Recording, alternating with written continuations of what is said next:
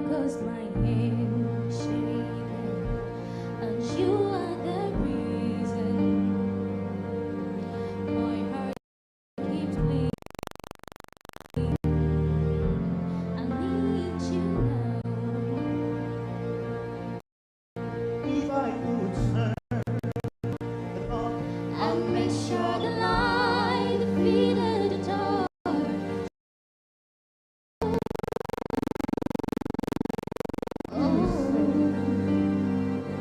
I'd climb every mountain, swim every ocean, just to be with you is what I'm broken. oh, 'cause I need you. To see You are the reason.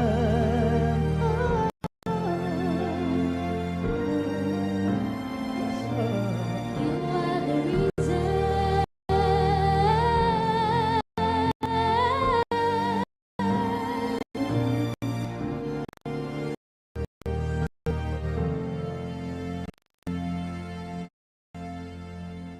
I'll climb every mountain, swim every ocean, just to be with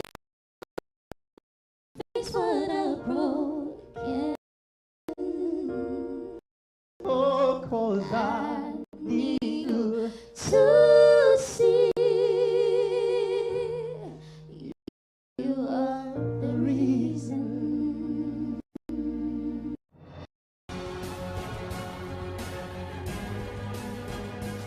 Aho, ahoa, aho, ahoa. I greet you in the name of our Lord and personal Savior Jesus Christ. I come to your homes once again via your Hope TV channel, your preferred Christian TV station, to share with you some amazing and inspired words, of the Lord under the theme, the marksman's target. Who is a marksman? And what is that target we are talking about? We are all marksmen in this life. And then what is our target? Join me, let's explore these inspired messages, and I believe that you'll be blessed. Share the link. Tell a friend to invite a friend. Soldier of the Cross, showing us on every Sunday at 7:30 p.m. only on Hope Channel Ghana. Hello and welcome to Hope TV. It has been a long time since I came your way, but I am so happy to come your way this time. This time around, we will have a new and exciting episode that we are going to be studying together. This episode is called Know Your Body. Know Your Body series is designed to acquaint you with the knowledge of how your body works and how to keep it in a perfect and healthy condition.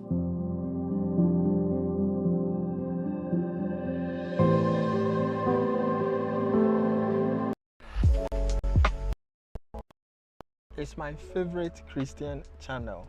The best thing about it is that you can have it everywhere you go. All you need to do is to download the Hope Channel app on your Play Store or Apple Store and get all the programs you want to watch.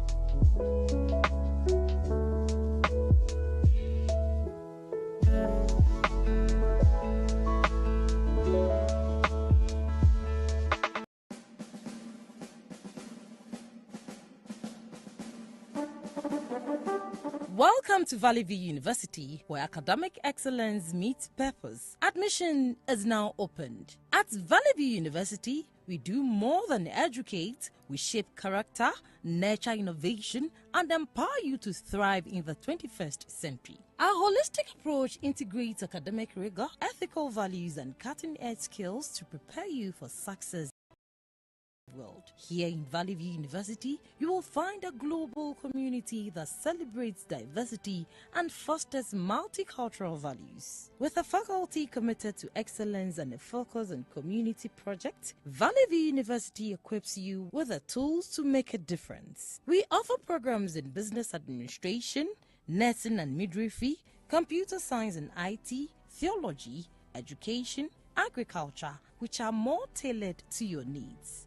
Our undergraduate and graduate programs are offered on weekends, weekdays, and a distance course to satisfy your mode of choice. Our campuses are located at Oibi in Accra, Kumasi in the Ashanti region, and Techiman in the Bono East region. Don't wait. Seize the opportunity to transform your life. Join us at Valley View University, where character meets competence. Apply now. Apply today. Apply now at www.vvu.edu.gh, or you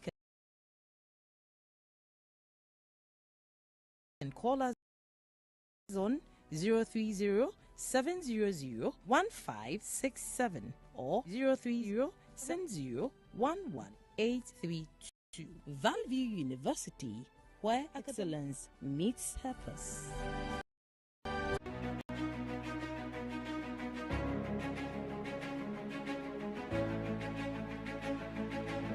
Hello guys, I welcome you all to Gospel 101 TV show. My name is Selassie Evelyn, and I'm thrilled to be your guide on this uplifting journey into the heart of gospel music and inspiration.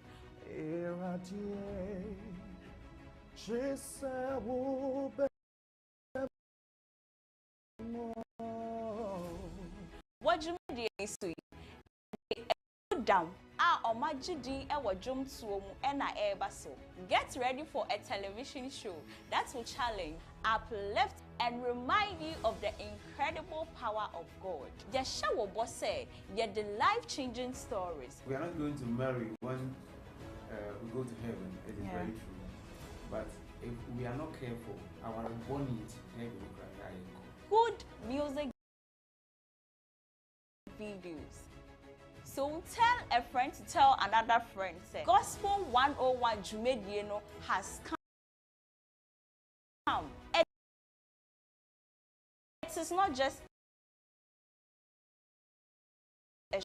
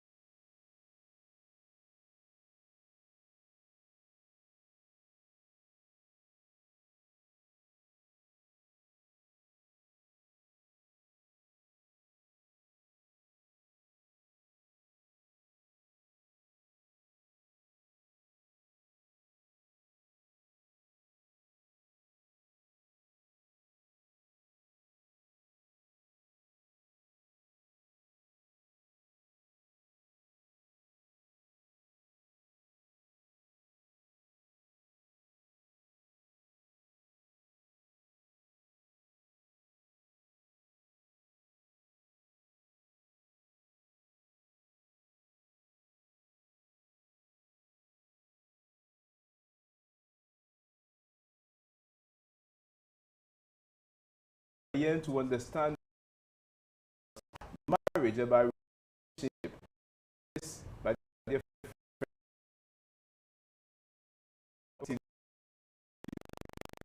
Ghana to understand everything get into it. With me, people who are qualified to give us those information, people who are experts in the field of relationship, who are experts in the field of law, to give us every important detail or every important information that we need to know before you say I do. So take a seat. It is going to be a long ride. We are going to be some time.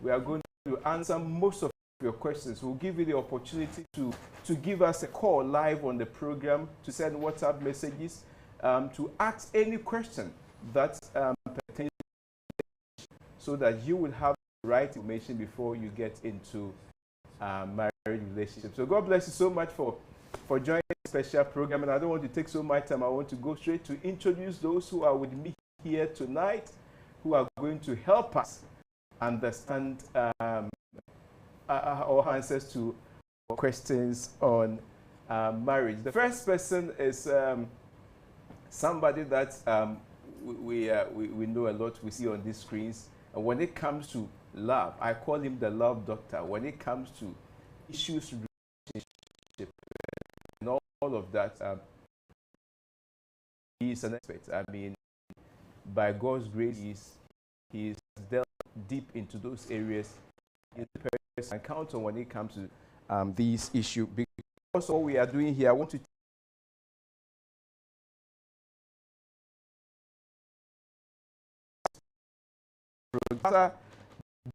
Dr. Josiah is our at the Department of Theological Studies at Valley View University, Premier Private University. If you're looking for the best place to see your work, or to make sure you go to Valley View University and you meet him there. Pastor is a Nigerian lecturer in several universities in Ghana. He lectures part-time at the University of Cape Coast, at the Radiant University, University College of Sciences and Technology, Ghana Communication Technology. You can find him in all of those universities. Dr. Josiah is also the director of Cleps Love and Consultancy. He's also the author of the best-selling book entitled Little Giant. It's one of the wonderful books you need to have a copy for yourself. He's married and he's blessed with two amazing girls, Osapo and Kapo. He will mention them very well when it comes to his head. Doctor, you are welcome. Thank you, my brother. It's good to see your handsome face again. Thank you. Good to see you too. Thank you very much. My second guest is somebody when it comes to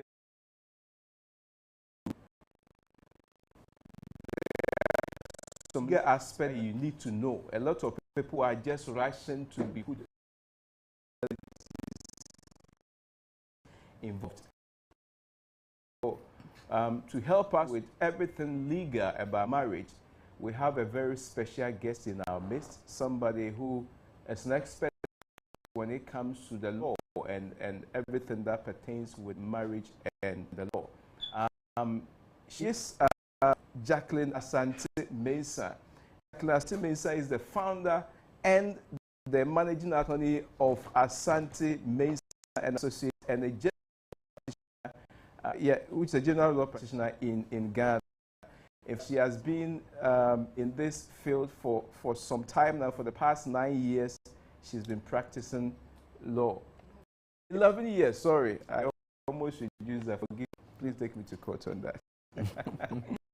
She's been that. In fact, she provides legal solutions to transactional governance, compliance issues to companies in the banking, mining, construction, insurance. In fact, she's very deep in the law, and she's going to us answer all our questions when it comes to consent. So, yeah, and I'm so happy there is. So,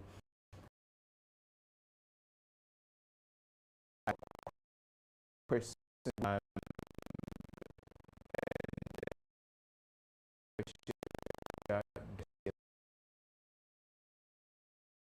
Dr. Good evening. Good.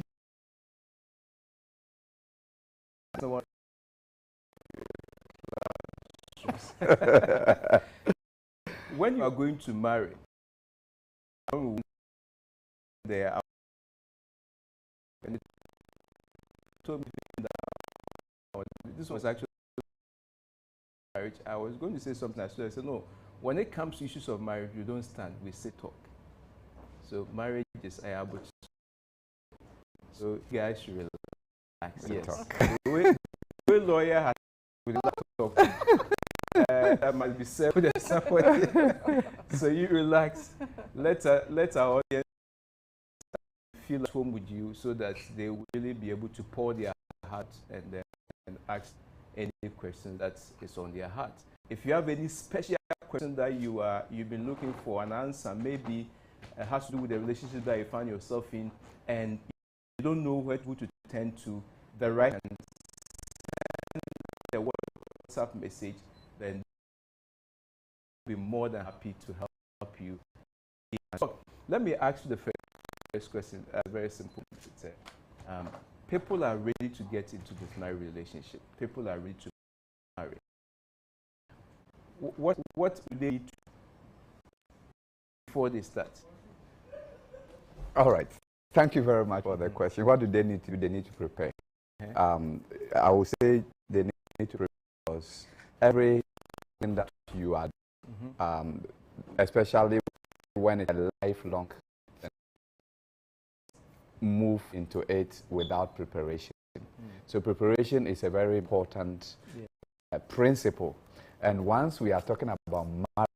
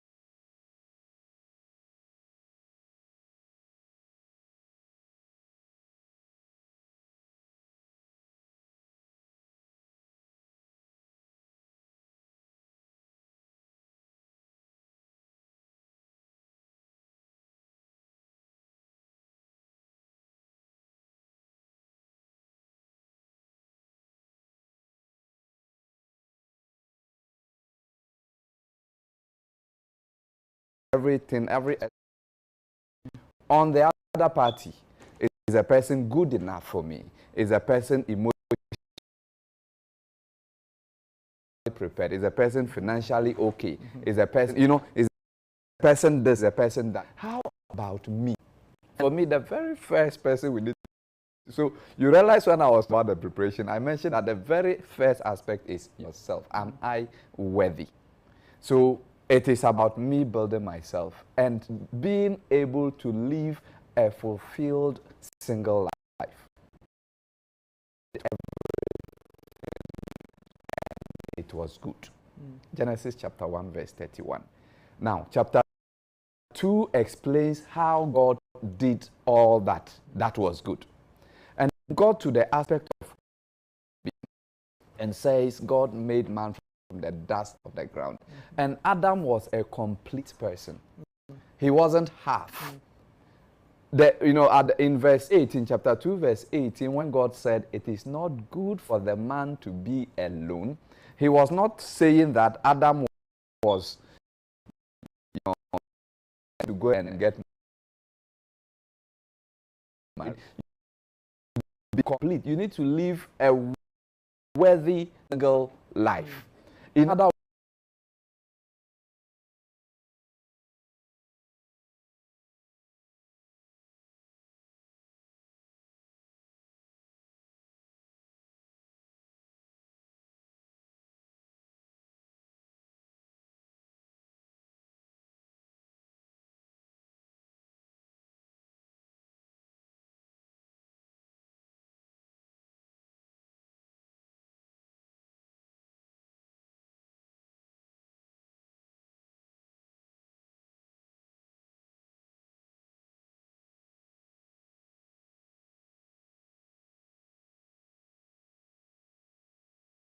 because I am not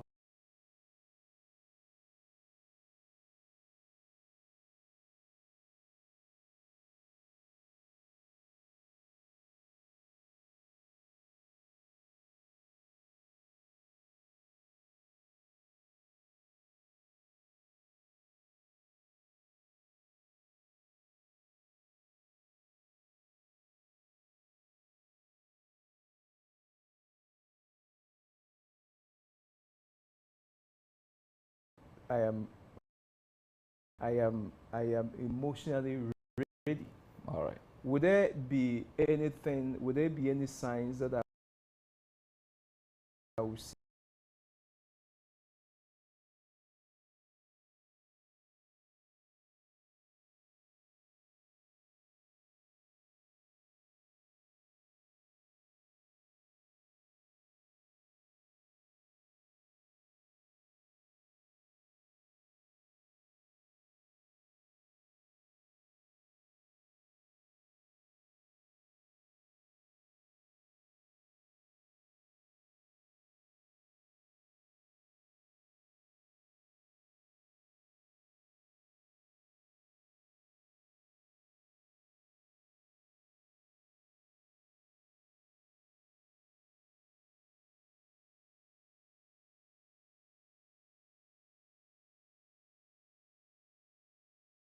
This growth process, even age 10, they don't really kind of need for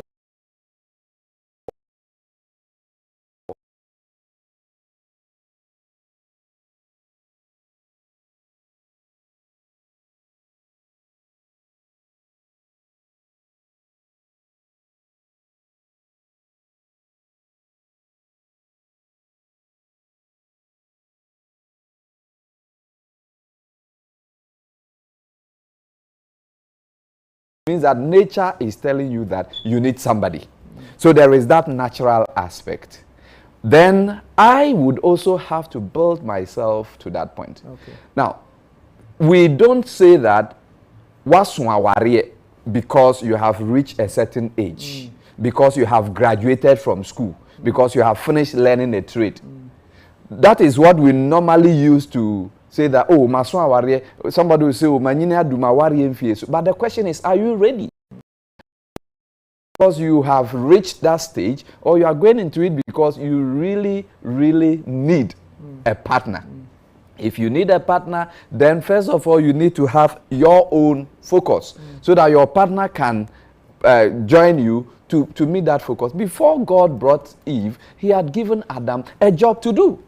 He had given him boundaries. He had given, so when you read that text, you realize that before God instituted marriage, the person was complete with a mission, with a vision, with focus, with boundaries. He was morally, okay. Everything was okay. And that is what we are talking about. So if I would say that I am ready for marriage, or I'm ready to have a partner, the question now is, okay, what am I doing? Where is my life moving towards? And these are the questions I should be asking myself. Where is my life moving towards? And somebody into my life, the person would have to know where I am moving to and decide whether he or she wants to go there or not. But I right now I don't know where I'm moving to. But I'm growing. Exactly. So the focus should not be on your growth. Now I'm 35 years old. All right. If I wait till that perfect conditions are fulfilled, you are comparing Adam to me, and Adam had all of these things supplied to him. My father didn't leave me anything. Okay. I am now growing. If I wait to 45 years, when will I give birth to my first child? All right. And you say I should get all of these things in place. Doc, I want you to help us. Now, is there a limit? Is there a particular place when it comes to preparation that is okay, where you have got, you may not have gotten everything, but you can begin a relationship and all marriage. Right. So it is not about age. It's not about when they say you should have a TV, you should have a bed, you should have, not necessarily. But the bed is important. No. But the point is that by all means you sleep somewhere. By all means you sleep somewhere. And so your partner can sleep on that thing that you sleep on, whether it's a mat or whatever. That's the... Let the ladies listen to this one very carefully. Yes. Because no. By all means you sleep somewhere. So you have you have a mat. The one that they rule. And then you be there so But if that is what, that's why I said you need to have a vision. Okay. And then you are bringing somebody who is going to support you to meet that vision. What vision is that? You are sleeping on kete, and you are hoping that in the next 5 years, based on X, Y, Z plan that you have, which is part of your life, this is where you, this is my plan. I'm going to be here, here, here, here. Are you ready to join me to do this? Yes, I am. And that is it. Okay. So, but if you don't, so I'm not talking about a situation of perfection, like, you know, one that you don't have any need. You are still moving on. You are still growing. But where are you growing toward? Your partner should know. And no, you yourself, you should know where you are growing toward. And for me, that is very paramount. I think that is important. So the most important thing is that you must have a vision. You must have settled in life. Yes. You know where you are heading. You know where you are may going. not have gotten everything, but at least you know where you are Where going. you are emotionally ready, and that is important. Let me go to Jackie. It seems we're almost leaving you out. No. You know, we understand marriage to be a lifelong commitment. Do us apart. In that sense, what does it mean legally? Are there any legal implications to that? Okay, so just as you rightly said, marriage is supposed to be a lifetime commitment. So it is a contract. It's a special type of contract. So once you enter into it, contract once you enter into it, a contract is simply an agreement, which is legally binding. So once you enter into it, you should know that I have entered into this thing called marriage. It is supposed to be for the long term. And so, as Pastor Josiah said, you ought to have prepared yourself before entering into it. It is not something that we joke about. It is a serious business, because marriage is a place where you're tested. You will be tried on every level.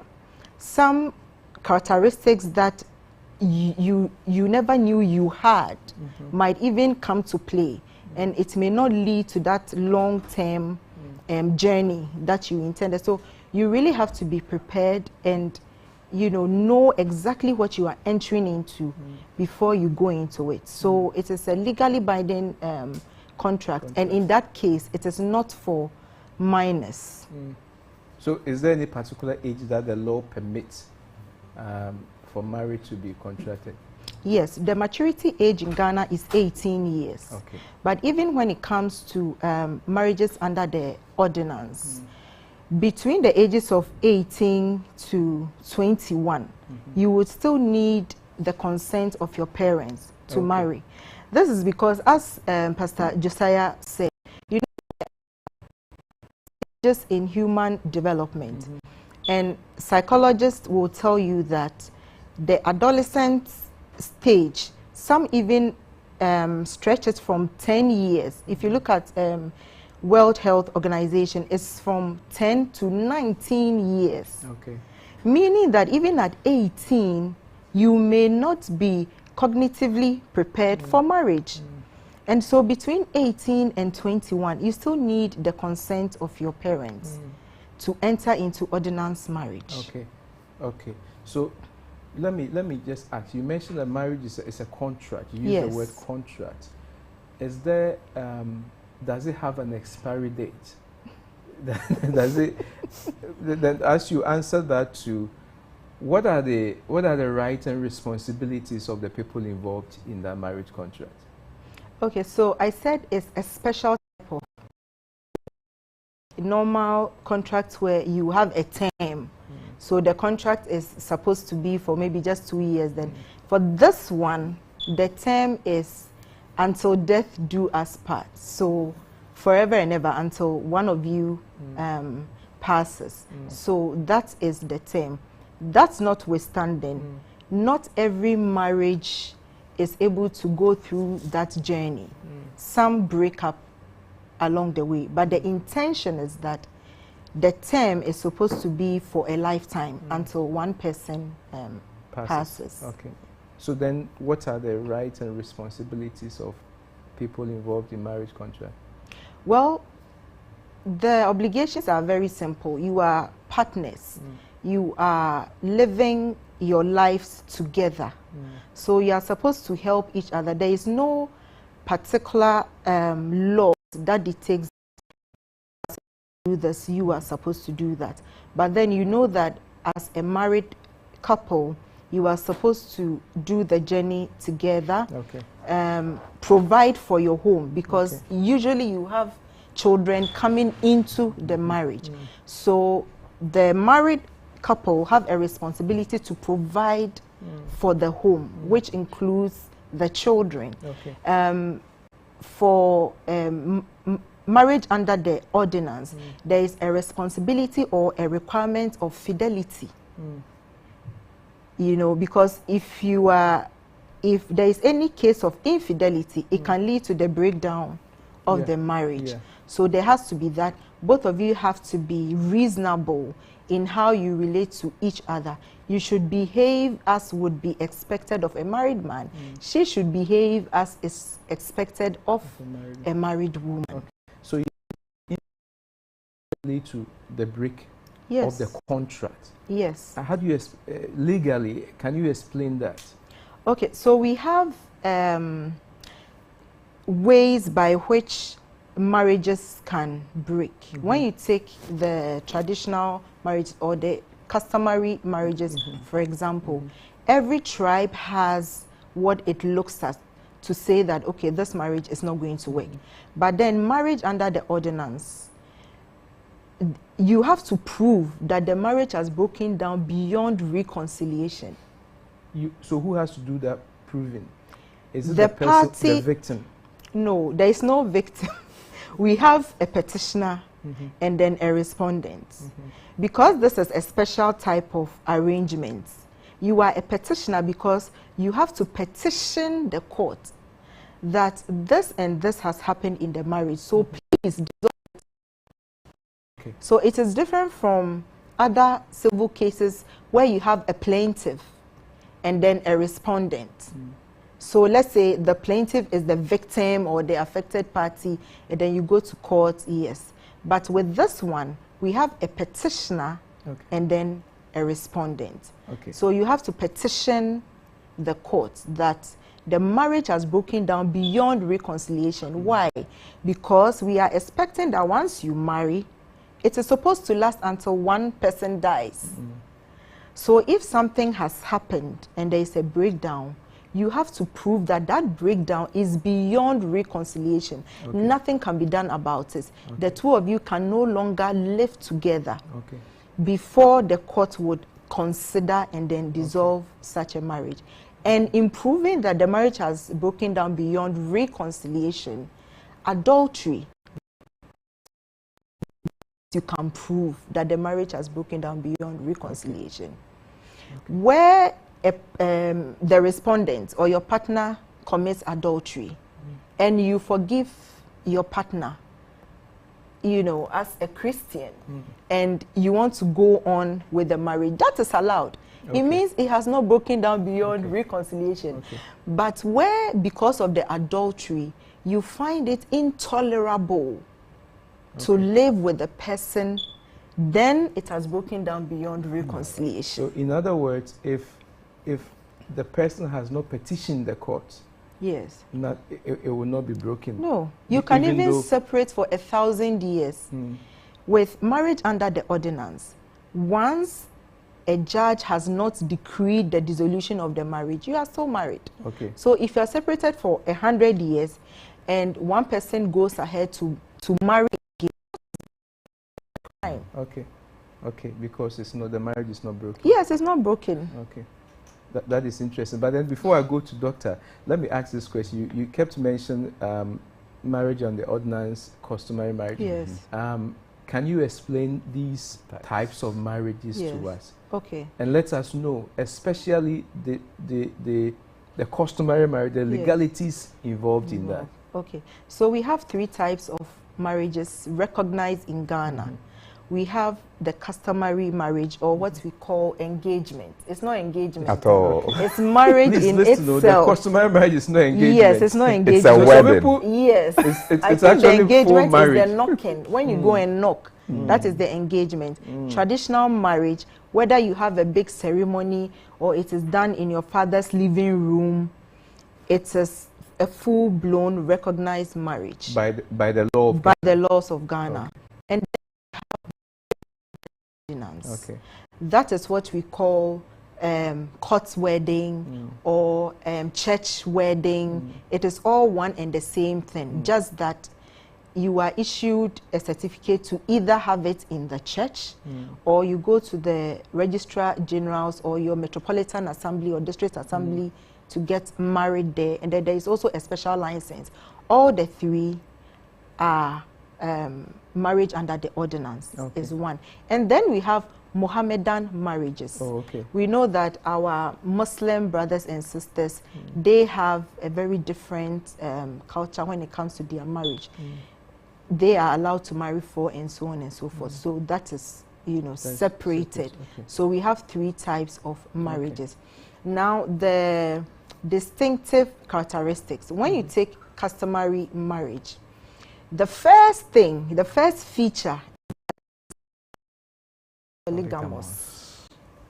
So whether potentially polygamous, meaning that the man can marry additional wives apart from you.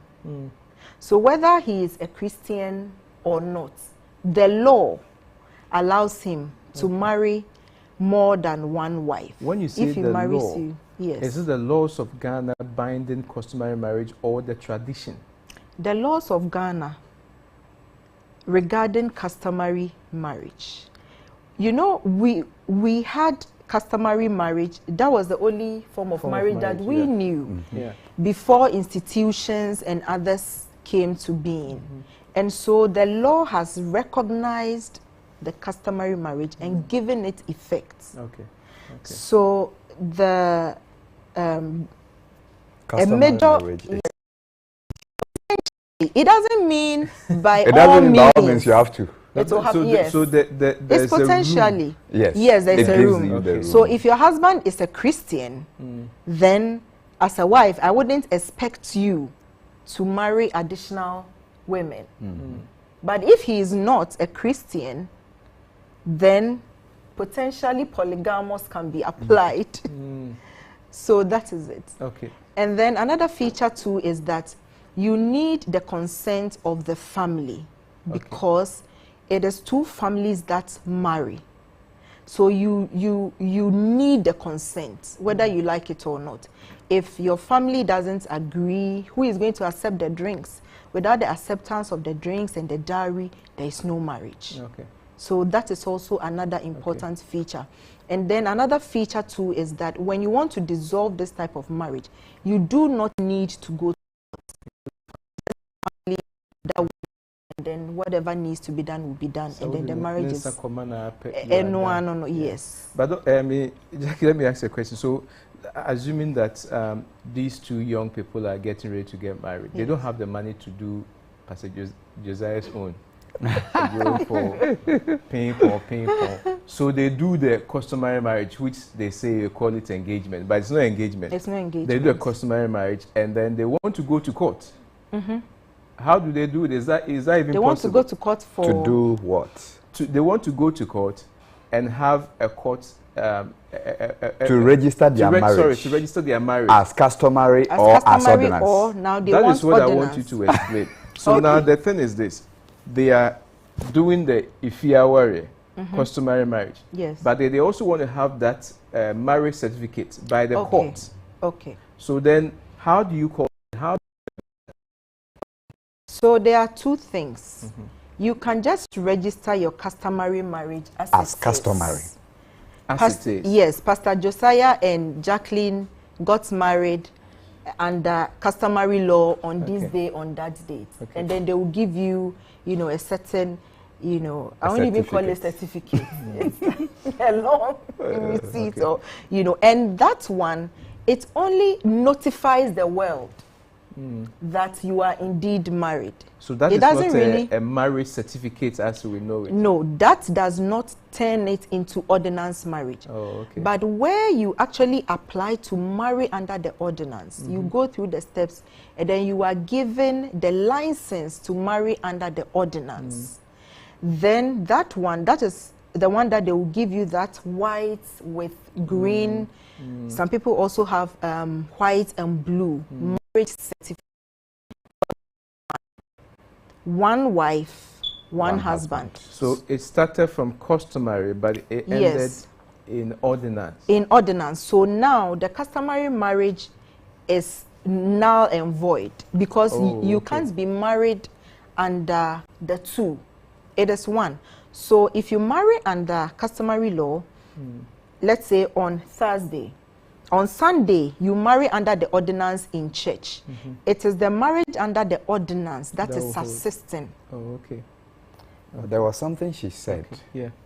She said that as for the customary, you by all means need family consent. Yes. Now, it implies therefore that, and I want it to come from her, yeah, that if you are doing the ordinance, you don't necessarily need a family consent. Yes, that is so. Interesting. Unless you are between the ages of 18 and 20. You do not need. People are listening. There are some people whose parents are not approving of certain guys or certain ladies. Now, hearing this, yes, does that give them the license to say, well, now we can just walk into the court and get married? For me, from experience, this is what I would say.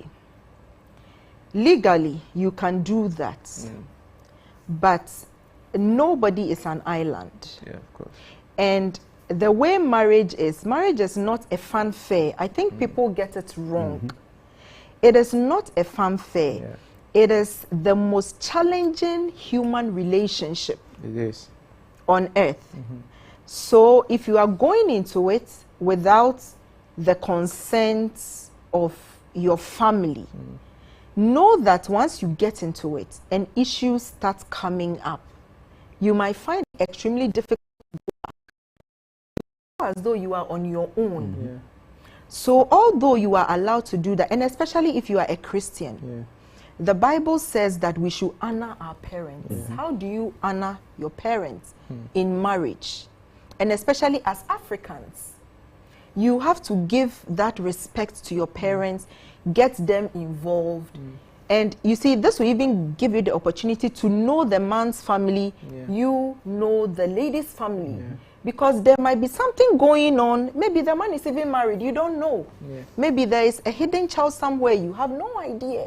So involving the family is so important. Because usually when people are going through divorce, the first people they fall on, are the family, especially the parents. You see the parents rallying around them, supporting them emotionally, physically, financially. So for me, I would say the rights, because you are an adult.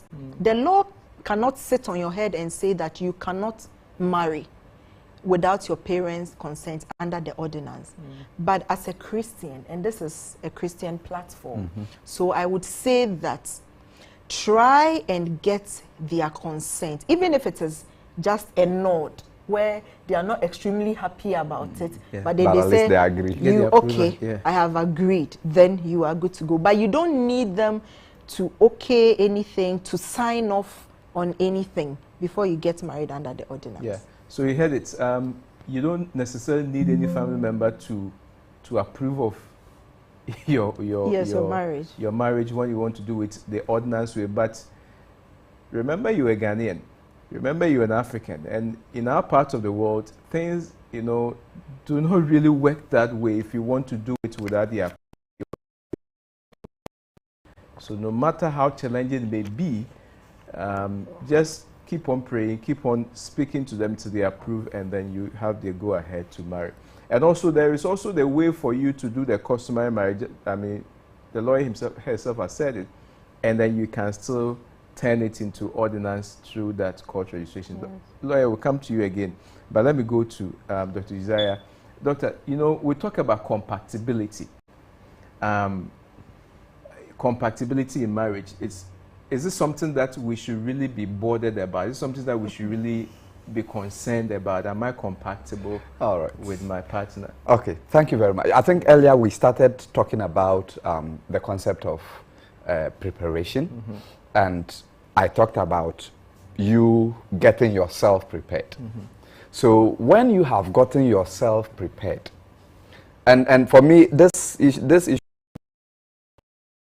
directly, because I am prepared and I am moving in this direction. I know where I am going. Now, I need a partner who is going to help me to move in that direction. But I meet a partner who is going the other direction. We are not compatible. We will not be able to get married. And that is why, like I said, the first thing is for me to first of all identify myself, know who I am. So compatibility is so important because for me, once we are two people working together, you know, there is a rhetorical question in one of Amos's prophecies. We've used it a lot. Amos was not talking about marriage at all. He was asking a rhetorical. Two people cannot work together except they agree. We all agree, the three of us agree to be here. Now, assuming that in my mind I was supposed to be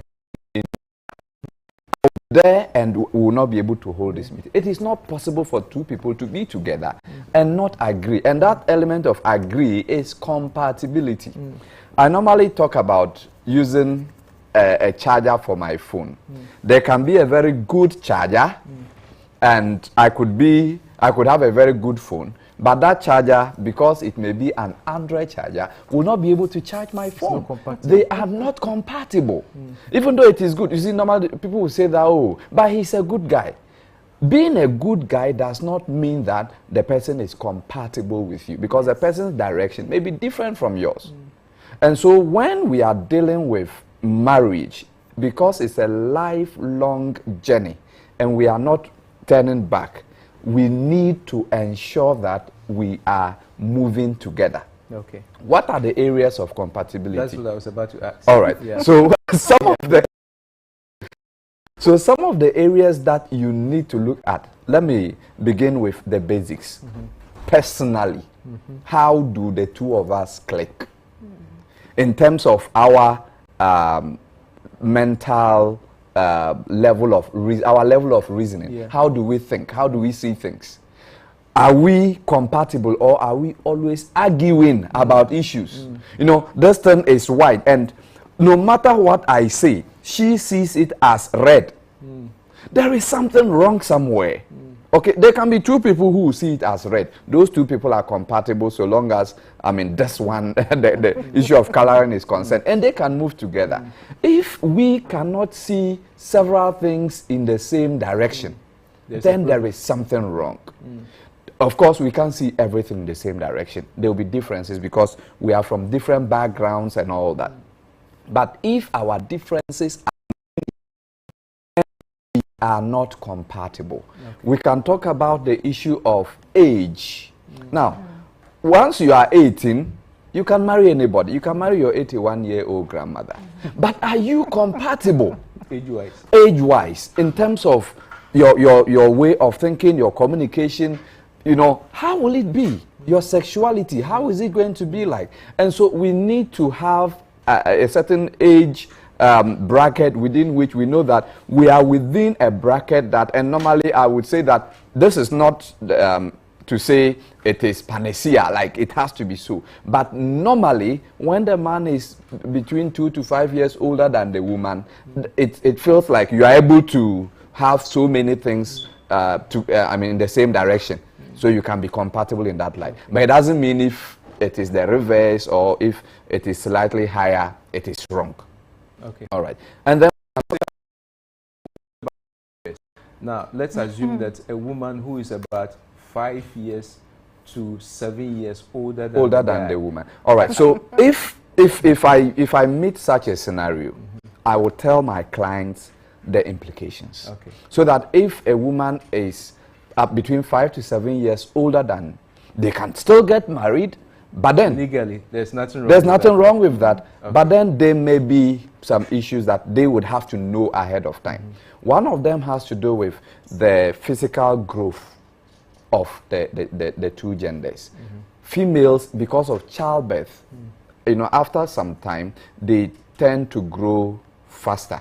And so somebody who is just 5 years older than you may look far, far older than you after some time.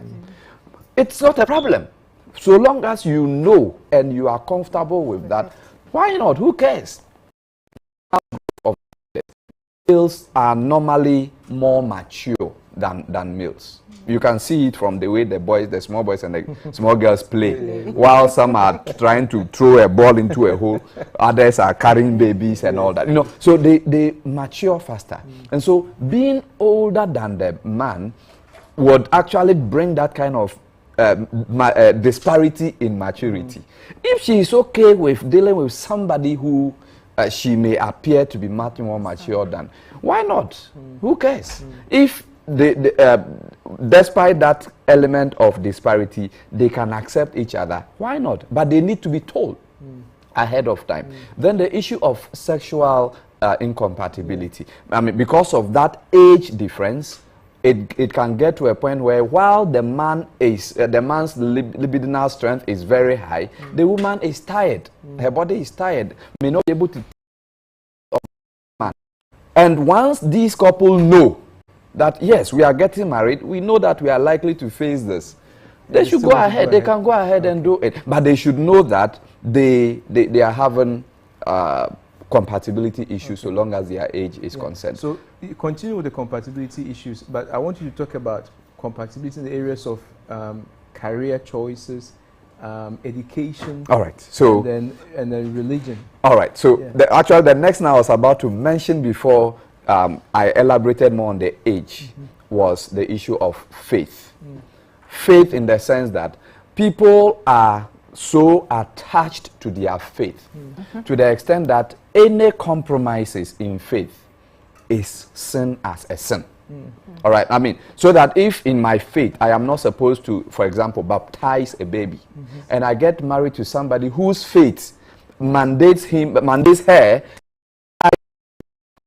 baptizing my baby, I am sinning based on my theology. And my partner not baptizing her baby is sinning based on her theology. So the point is that because our faith, our religious understanding of certain issues are different, we are not compatible. We are supposed to be moving together. And so for me, I believe that people should marry people who believe like they do. I am not talking about church.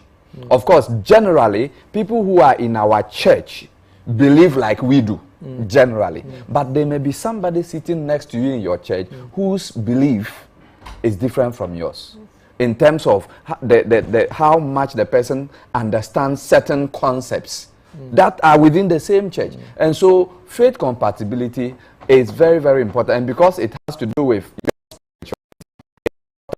consider that in terms of making a choice. Health, also very, very important. Health, because we are going to get sexual. And once we are getting sexual, we need to ensure that we are compatible. One of the end points of marriage is procreation. We are going to have our children. And if we are going to have our children, their health is important. So for example, things like sickle cell disease, which is, one of the, it is so painful. It's a traumatic experience to both be a patient or be a parent of somebody who carries or who has a sickle cell disease. And you wouldn't want your children to have that. But there are some of us who are carriers of the sickle cell disease. Your blood genotype is AS or AC. You are not a sickle cell person, a patient. The genes of somebody who can give birth to one with sickle cell. If your partner is same, there are one out of 4 chances in each pregnancy that you can have a sickle cell child. And so in the name of love, you should love your partner so much that you don't want to put him or her in that situation. Yeah. So your love should actually make you decide to say, we are not compatible so long as our health is concerned. There are other factors, but there are some of them that at least medical science is improving. For example, the issue of resource factor, which used to be a problem, causing a lot of multiple miscarriages in the females who are negative.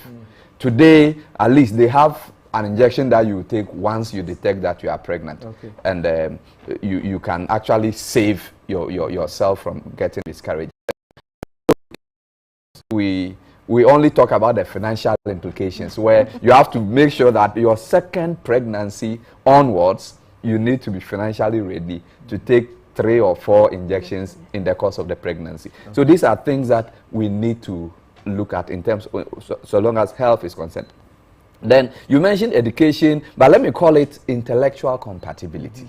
You know, I don't want to say education for us to say that if you hold a PhD, you can't marry an SS liver. Yes. You may do so if the two of you are having intellectual compatibility. In other words, the two of you should be able to hold good quality conversations without one person, you know, dragging you backward. I mean, the truth of the matter is that when it comes to education, making an argument, doing some analysis, solving a problem with somebody of can be really boring and annoying. So, and in marriage, we are supposed to be doing these things together. And so when you find yourself with somebody whose level of thinking and level of reasoning, mode of solving problems is high up there, a philosopher, and you are not really at that level, it can be frustrating. And so you really need to have that kind of intellectual compatibility. It is important. No, don't make your words down. You are giving us too much of a big word. All right. So break down now, so let me just make this easier for people to understand. So I am a professor, and I have a lady that I want to marry. She's a JHS dropout. All right. Is that what you're talking about? So this lady is a JHS dropout, but she may have the intellectual ability to reason with me. All right. Even though the normal thing is that most people who would drop out may not have that intellect, but there are people who have the potential. They so may you have to know the person. You have to know the person's. That you know, of course, when we're talking about preparation, we talked about knowing the other partner. Yeah. First, you know yourself, and then you ask if the other person can fit into my life. And this one, the intellectual part, is very important. Yeah. So this person is a JHS dropout. But why did she drop out? Is it because she couldn't cope with the rigors of education, or maybe it's because of money? If she has the potential. I know people who have built their partners up to their level. It is because the person has the potential. And that is what I think people should be looking at. So don't say, my friend who is viewing, don't say that, I like this guy, but he's just a driver's mate. He's just a seamstress. The question is the person having the potential to go high? If that potential is there, you can go ahead and raise the person up. So basically, in premarital relationship, there's a lot of work to be done. It is actually the major work. Actually. Knowing yourself, yes, and understanding the person you are also involved with. Because you know, problem with a lot of people is that they are so much in love that everything is very much okay.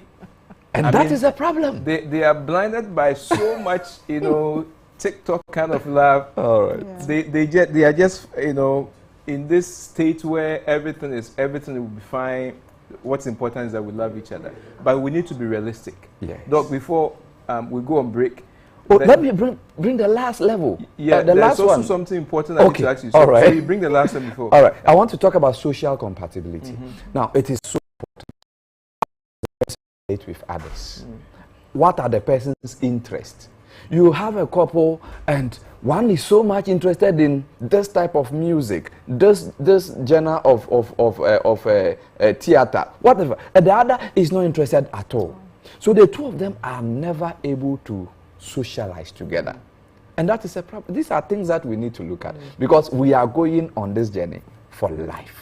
But the person is good in all aspects. Like, you know, I use the mobile phone charger. This is a good charger and this is a good phone. But the two cannot charge each other unless you do some unless, you know, I asked an electrician, can I do adjustment for my Android charger to charge my iPhone? The person said yes, it is possible. Okay. Possible it is, but what will happen? Something would have to be destroyed. Something would have to be destroyed. Part of the charger would have to be destroyed. So if you are marrying somebody who you are not compatible with, something would have to be destroyed. Yeah, something will surely have to be destroyed. But you see, let me just add this. Marriage, I mean, Jackie said something important. Marriage is a very serious business. It is. And sometimes we may think that the person is good despite this one or two shortcomings or one of these two incompatibility issues that we're talking about. Let's try to adjust. You see, the truth is that now it may be so easy to adjust, but how long can you hold on to that? Now it is so easy to say, well, I can deal with that. Somebody told me this, that when they were getting married, one of the things that was about the guy was snoring. And she got to know because, you know, obviously they were sleeping together before marriage. And she said it wasn't, even though she hated snoring. But initially it wasn't a problem. But she said with time, it was too much. All right. So she will get angry over the least, you know, provocation. The least thing about the guy, she gets angry, especially at night. And that was affecting, the first thing that was affecting was their sex life. Because at night, the lady wouldn't sleep because there's this machine that's going to be turned on. We want to go on break and we'll be back. Doc, there's a question I needed you to answer on the compatibility when it comes to sexuality. Okay. You know, people are asking this question. How will I know? How you all right. How did you know I was going to ask that? Yeah, I knew that question was going to come. When we come back from the break, we can answer that. So friends, I know somebody is thinking about how would I know that he can perform? All right. How would I know he can give birth? They don't normally ask that one. How would I know the lady can give birth?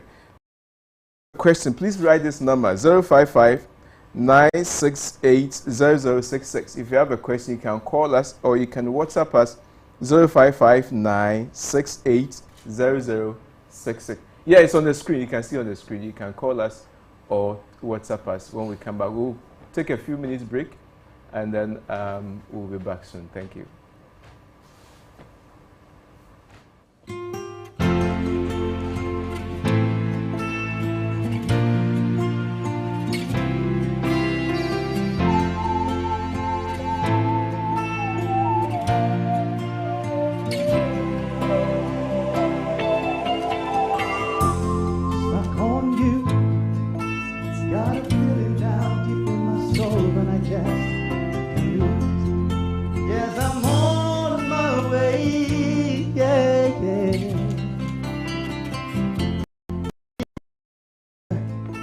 And the way I feel now, I guess I'll be with you till the end. Yes, I'm on my way. I'm mighty glad to stay. Yeah. Mighty glad to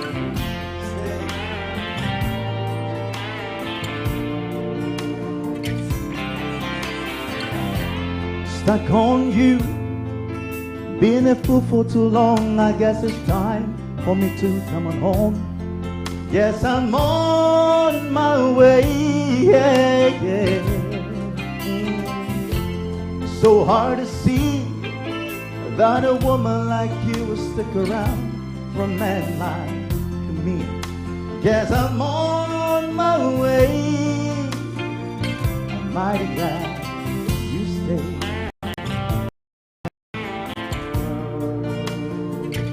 Mighty glad you stayed. Yes, I should. Oh, I'm leaving in on a midnight train tomorrow, and I know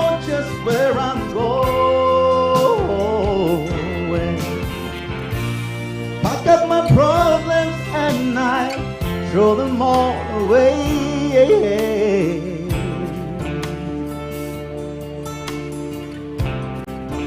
Cause this time later, darling, I am coming home to stay. I'm stuck on you, got a feeling down deep in my soul, I just can't lose. Yes, I'm on my way. I need a friend, and the way I feel now, I guess I'll be with you to the end. Yes, I'm on my way. I'm mighty glad you stayed. I'm mighty sure. I'm mighty glad you stayed.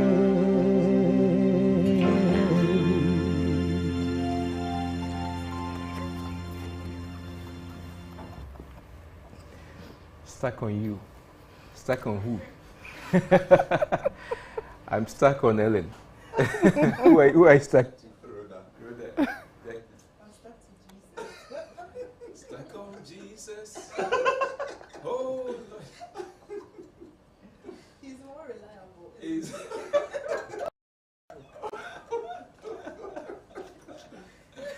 Jesus is more reliable. Somebody says my boyfriend is Jesus. Who are you? Alright.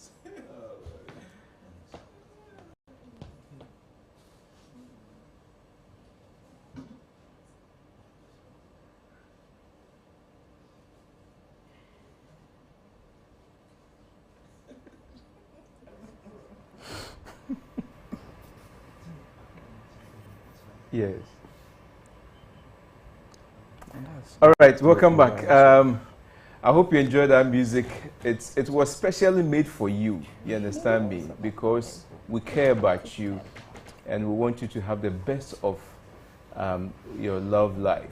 In fact, it is my prayer that your relationship would end in marriage, not in heartbreak. Say amen. Amen. We don't want another heartbreak. You know, another broken heart here. Empire. Why? Yes, Doc. Yes, you're welcome. Thank you. And Jackie, you're also welcome. Thank you. Yes, and we thank God that so far people are really enjoying. People have started sending their questions. If you also have any question, you can send it to the WhatsApp number that I gave on the screen. But before we went on break, I was about to ask Doctor a question. There are some important things that our dear lawyer here has to answer for us regarding, you know, the process of marriage and everything. And but before we go to her, Doc, how you see, I am a Christian and I don't want to do anything sexual before I say I do, and that is good. God bless you. But then how do I know that this man, Ondo Benada, how do I know he's a man? He stands on his feet. All right. Okay. There's a legal aspect to it which I would actually defer to her when I get there. Yeah, but let me say that under normal circumstances, the average man should be able to have effective sex with the average woman. Under normal circumstances. Under normal circumstances. Now, in other words, I mean, when I talk about average, you know, because when we are dealing with averages, we are talking about where the majority of people are. Yeah. So that if we pick 100 men and we pick 100 women and we pair them, we can have more than 90 of them fitting sexually. I don't know if this aspect is clear. So usually it should not be a question. Yeah. But the fact that it becomes a question implies that there are some problems. And these are some of the problems. Now, one of the problems is the one that you've mentioned, or dobnada. That is a man who is to have an erection. Yes. And once the man cannot have an erection, he cannot effectively penetrate a woman. Now, for such a man, I would say that he's not supposed to get married. All right. He's not supposed to get... He has not done the thing before. How does he know he doesn't have... No, he knows that he doesn't have an erection because every normal male would have nocturnal erections. The type that we get every morning when we wake up. Please take your time. All right. And then say that one again. So if you're a man, you need to know yourself. Every morning when you wake up, what is up? If nothing is up, there's a problem. I think you need to run to the hospital, get it checked before you get into any relationship. Right. Okay, so there is that one. If you can have that one, you know, there are normally 3 things that can induce and the nocturnal. If you can have that one, then it is the other 2 types. The one that is by, the arousal through sight or mental stimulation, or the one that is by touch. All right. So once you can have an erection, you should be able to properly penetrate a normal woman. Okay. There are a few instances where the complaint is that the woman doesn't even have a place to penetrate. So, but those are very few instances. Now, if there is such an instance where the man cannot have an erection or the woman cannot have, does not have a place to penetrate, then that marriage cannot be consummated. And a marriage that is not, that's the part that I said I'll defer to. I don't know if you say it before I continue, but you know, a marriage that is not consummated can be null, or is null and void. Yes. Okay. Okay, so let me just defer to her. What does the consummation mean in law? And how does it affect the legality of the marriage? Let's say they are married. Now they didn't have sex before. They've done a beautiful wedding. They are now on their honeymoon. And then they discover that the man can perform. So consummation is sex after the marriage. That is supposed to seal the marriage. Okay. So even if you've married, your certificate is valid and everything, but there is no consummation, that is penetration.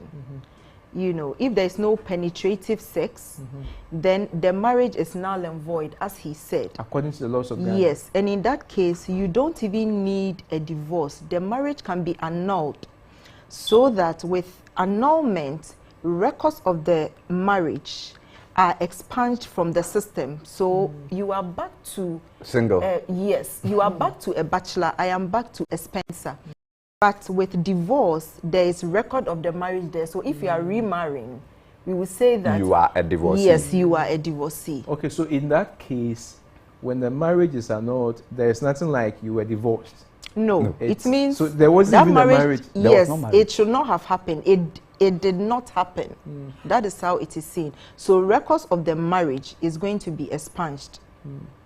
Okay, so my dear Seventh-day Adventist Christian ladies and Pentecostal ladies, charismatic ladies who want to be holy and righteous, and you are concerned about that. Whether it will not work. Whether it will not work. All right. So you shouldn't be scared. Don't be scared. Please keep your virginity. All right. Close it. If it happens that a guy lies that I'm a man and you get to find out after marriage that he's not a man, guess what? That night now, I just go back home. There wasn't any marriage. So you don't have to. So let me continue with the other side. Where it is not a matter of banada. People are thinking of size. People are thinking of performance.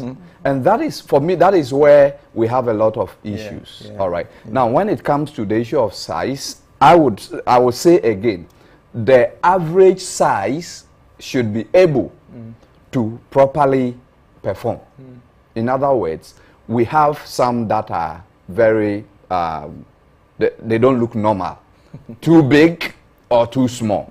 All right. So if you have a micro one, I think that one can even fall under the one that cannot perform, because the micro one may not be able to penetrate. Okay. All right. And then the extremely big one too may not be able to penetrate, and so it may fall there. But if the person falls like normal people like you and I, we are average, the person should be able to successfully penetrate an average woman.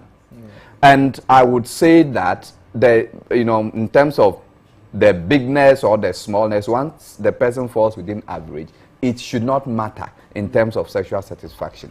For me, it is not the size that matters, it is how you use it. But that's not what we are talking about now. Then the other side of it has to do with, where they are talking about fine, the size is okay, but the person is unable to satisfy me. For me, it is also about education. So that when people are having issues of being unable, not knowing where to touch and what to do and all that, they can be educated and helped to bring satisfaction to each other. Okay. Please, guys behind the team, there are certain key points that you need to write down so that you attribute to Dr. Josiah. The size doesn't matter, it's how you use it. By Dr. Josiah. Please, flyer attention. And that's the truth. But you see, the most important thing that people out there, Christians out there, need to be mindful of is that you cannot keep on testing every woman or every man to see if they can perform. Now, I always say this, that now you are in a relationship with Kojo. Now you test Kojo. You wanted to see if Kojo can perform, and he can't perform. But later find out that you are not compatible with Kojo. Obviously, there are so many things, so many red flags, so the relationship breaks.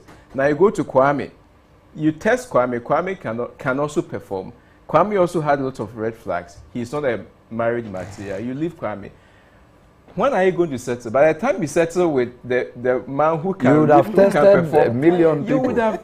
Then the man himself is also in trouble, because then by then you would have tested different sizes, different length, different every style, and now you settle with a man and not really perform to the standard to a certain standard. Kwame. Now you begin to compare. You know, a lady said this to me, that, Pastor, I have had my best sex with a fool. She used the word a fool. And I said, why? I said, well, she was in a relationship with this guy, and the guy can do well. The guy can perform, but the guy wasn't a good person to marry. The relationship didn't last, but they had good sex. Now she's married to a very responsible person who is not matching the standard that the fool has set. Her problem is she has had experience somewhere. Now, even though this guy can perform in bed, it's a man, they have given birth, still in comparison with the other guy, the fool is better in bed. And that's the problem a lot of ladies are having these days in their marriage, because they have had different experiences, and now they have to compare. They have, obviously, they have to compare. That is really not the case. Now let me go to Jackie once again.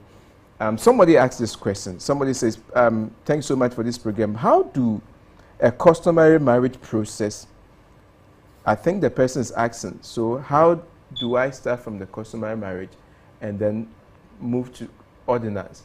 What are the process? Especially I have to go to court. Where should I start? What must I do? And all of that. Okay, so with customary, I think that is primarily your family and the tribe or clan that you come from. Okay. So if you are ready, your partner is ready, I think you first speak to your parents, and then whatever arrangement follows. There are some people who do the knocking and the marriage ceremony together. Other tribes too would say, come and do the knocking, then another day come and then do the ceremony. Okay. There will be the list which has the degree and every other thing that they are expecting the man to bring. And then you prepare for that, and then you set the dates, and then it happens. It can be very simple. Now, after that, if you want to register that, because you don't even want to go on with ordinance, but you just want to give notice to the world that you are also married, in case there is an opportunity to travel and you need to prove that you are married. You know, that is one of the ways that you can prove. Then you can apply to the registrar of marriages. They are at the Registrar General's department. Or you go to your local district assembly or metropolitan assembly, and you tell them that you want to register your customary marriage. So you have to be specific. You want to register your customary marriage. Yes. So they would give you a form. There are some requirements, your name, your Ghana card, and all those things. You would, once you submit the form, then they would post it on the notice board for 28 days with that one. If there is any caveat that comes, it will be dealt with. If there is no caveat, after the 28 days, then it's registered. Okay. This one, the marriage has already taken place. Oh, okay. Yes. Okay.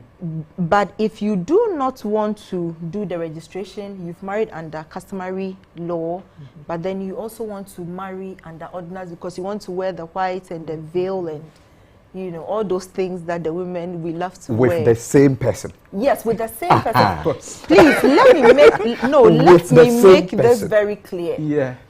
When it comes to ordinance marriage, you should not be married before coming to perform the ordinance marriage, unless the person you want to perform the ordinance marriage with is the same person you have been married to under customary law. Oh, okay. Exactly. So you cannot marry A under customary law and then go and marry after 15 B. years. You meet a younger, more succulent young girl, You want to do and then you secretly go and marry the young girl under ordinance. That is bigamy.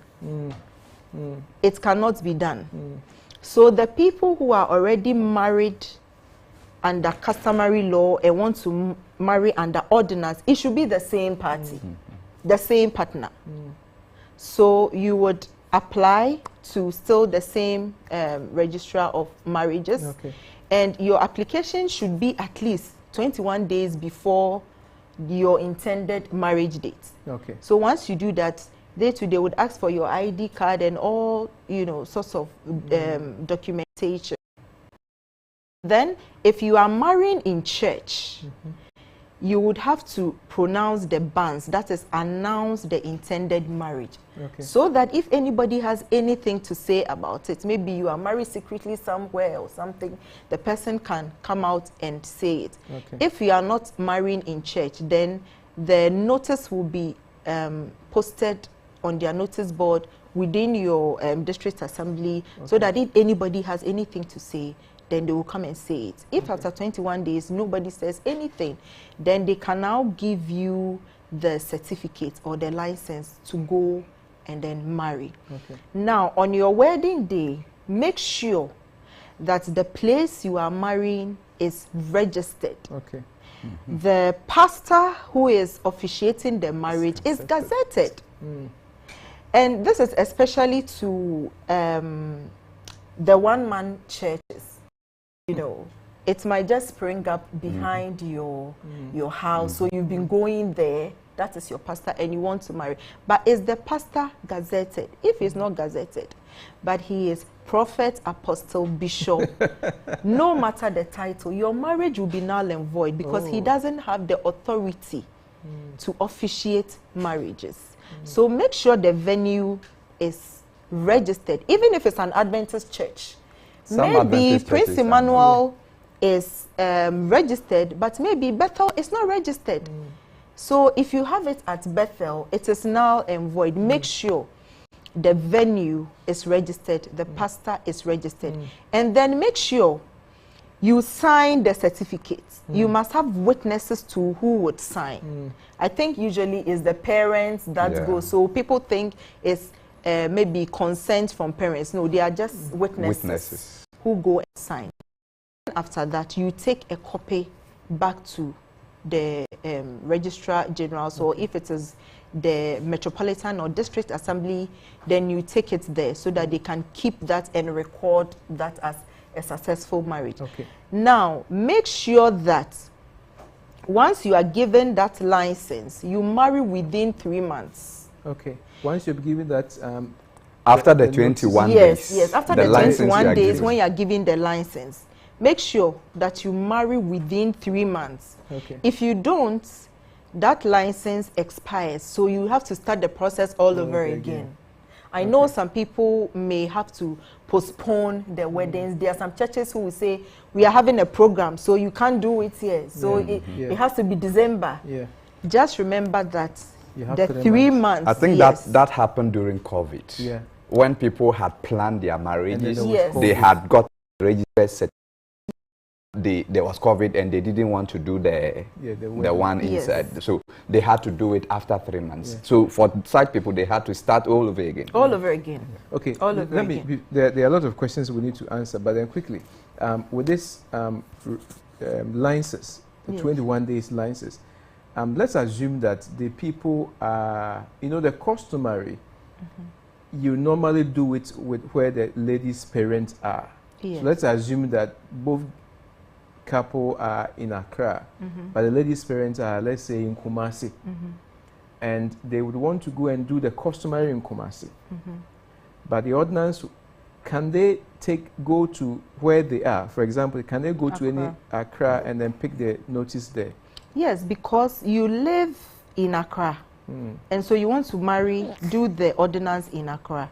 So you apply for the license and then do it here. So wherever you pick the license, that's where you have to do the ordinance? Yes, and then you take it back to them. Okay. It's very important. Some people don't take a copy back to them. You have to take the copy back so that they can keep record of that marriage. Because if you are unfortunate and the marriage is dissolved and maybe you want to remarry, you would have to also take a copy of your divorce certificate and then, so record keeping is extremely important. So don't just keep it to yourself. Just, take it. Take it back. So you mentioned the first one. So the customary marriage, now that you are married customary, the traditional marriage, you just walk into the district assembly. You can even do that before the date, that is scheduled for the customary marriage. What you are given there is different from the certificate that you'll be given for the ordinance. Yes, it's different. Okay. I brought it's like a sheet of paper. It's long, and then it just records and says that on so and so date, you from here, your father is whatever, you got married under the customary law to so and so. That is all that it says. In case you are traveling and you need to prove to the white men that you are really married, they don't know anything about our customary law. So if you have that, then that is your evidence that you are really married under customary. That's it. I think this answers a lot of questions that people are asking concerning that. Let me go. I don't know who this question goes to. Should tribe be a basis for selecting a life partner? This is coming from Emmanuel. Okay, so I'm sure it's coming because we talked about compatibility, and I say that when it comes to compatibility, everything comes in, including tribe.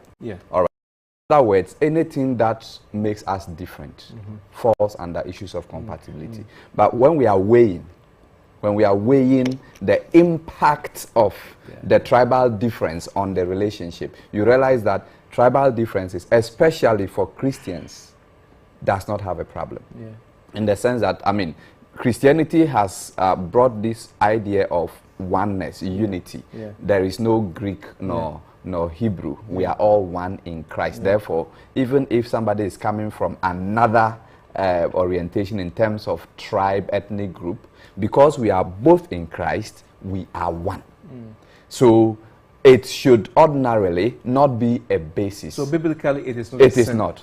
However, this is where I'm coming in. However, if I have not a reservation because of the person's tribe, but because of the person's cultural background, our way of doing things, our way of reasoning, our way of looking at things are very, very different from each other, it can pose an issue of compatibility in our union. So that in this person's, I don't know of any example though, but if per the person's tribe and the person's way of thinking, this is how we do things, and that goes directly in contrast with my way of thinking, we are going to have problems in our home. So, but because I don't know of any such example, I would say that it should not be a basis at all. So tribe shouldn't be a basis. But at least you need to know. You need to know what happens in the person's. That's why you need to know yourself. Exactly. Let me. Emmanuel is also asking again. This one maybe quickly, just a minute. Is it always the case to accumulate much wealth before getting married? The answer is no. You should be in a position to look after yourself and your partner and help another person. So this is not a matter of, oh, I'm in love with this person, I want to marry, but I'm not doing anything. I can't even you know, I can't provide have a 2-3 square meals for myself. It doesn't that, make sense. Yes, to go into it doesn't. It doesn't. And this goes to place. Sometimes when we're talking about accumulating wealth before my will, almost all the time talking to the guys. No, we are talking about both. No, I say most of the time. But the truth is that because a lot of the young primary ladies providers. think that the man is going to take care of me. Yeah, but that should always be the case because times have changed. You know? Exactly. A lady, you should always also be doing something. And you don't want to be in a position whereby everything about you must be given to you by the guy. No. You must at least before you and I tell young ladies all the time, before you get married, you should be able to be in a position where you're able to take care of yourself completely. Exactly. You're able to buy any Brazilian hair type you want to buy. Exactly. You're able to buy your shoes. In other words, you don't need a man to make you who you are. You should be independent. That's the word. It's very important. Don't be that kind of lady. I'm looking for a guy who can take care of me. Then you are a baby. You need to be taken to a crèche or something. You should be able to take care of yourself. It's important. We have a lot of questions, so I just want us to quickly deal with them. Well, I think we've dealt with it. How do I know I'm sexually compatible with my partner? We've dealt with that. What I didn't say when I was answering that question was that I believe in communication. I believe that, yes, we are not married. We've decided to be chaste, but let's talk about our preferences, at least. Someone will say, but I've never done it. Do I have a preference? You know yourself. So let's talk about your preferences. What is your ideal frequency, for example? In your head, what do you think should be the frequency of sex in a marriage? And then he says, well, I think that it has to be 2 times every day. 1 in the morning, 1 in the evening, every day. And then she says, I think it should be once a month. Then you see that the two of us cannot be compatible. You know, because I have had instances to have couples where one will say, I am not the sex type, I can live without it for several months. And the other things that it has to be happening and all that. So let's talk about it. At least we haven't tried it, but let's talk about what we think about it. And we should talk about it under the principle that we are not trying it. We are just getting to know ourselves. And so let's talk about it. Yeah, we should talk about it. Look, let me ask you as a follow-up to the first one about tribe. You know, I am a Seventh-day Adventist. The lady I'm in love with is a Pentecostal. What about that compatibility? Are your beliefs the same? If you're, obviously, they are not the once same. your beliefs, you see, when I was talking about the faith incompatibility, I intentionally didn't use church and I used faith. Because of this idea of, and definitely once the churches are different, it means your beliefs are different. And once your beliefs are different, there should be a compromise for you to move together. And that compromise will lead you to sin. That is not a negotiable thing. Once you compromise on your faith somewhere along the line, it leads you into sin. I will not say marrying somebody outside your church is a sin.